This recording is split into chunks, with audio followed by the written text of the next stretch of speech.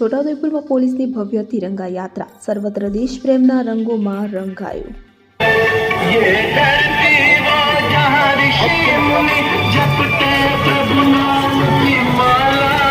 આઝાદીના અમૃત મહોત્સવ અંતર્ગત 15મી ઓગસ્ટ પૂર્વે યોજાઈ પ્રેરણાદાયક યાત્રા। વિગતે વાત કરીએ તો આઝાદીના અમૃત મહોત્સવના અવસર પર 15મી ઓગસ્ટની પૂર્વ છોટાઉદેપુર જિલ્લામાં જિલ્લા પોલીસ દ્વારા ભવ્ય તિરંગા યાત્રાનું આયોજન કરવામાં આવ્યું। યાત્રામાં પોલીસ અધિકારીઓ અને જવાનોએ મોટી સંખ્યામાં ઉત્સાહપૂર્વક ભાગ લીધો।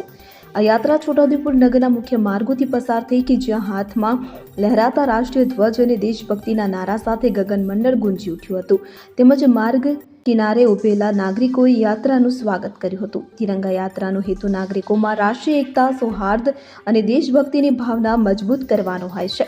યુવા પેઢી આપણા સ્વાતંત્ર્ય સેનાનીઓના બલિદાનને યાદ રાખી દેશની સેવા માટે પ્રેરિત થાય તેવા પ્રયત્નો સાથે છોટાઉદેપુર નગરમાં ભવ્ય તિરંગા યાત્રાનું સફળ આયોજન કરવામાં આવ્યું હતું।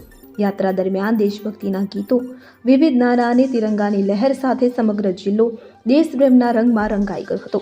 કાર્યક્રમને અંતે સૌએ રાષ્ટ્રીય એકતા જાળવવા પ્રતિજ્ઞા લીધી અને જય હિન્દના નારા સાથે તિરંગાને સલામી આપી।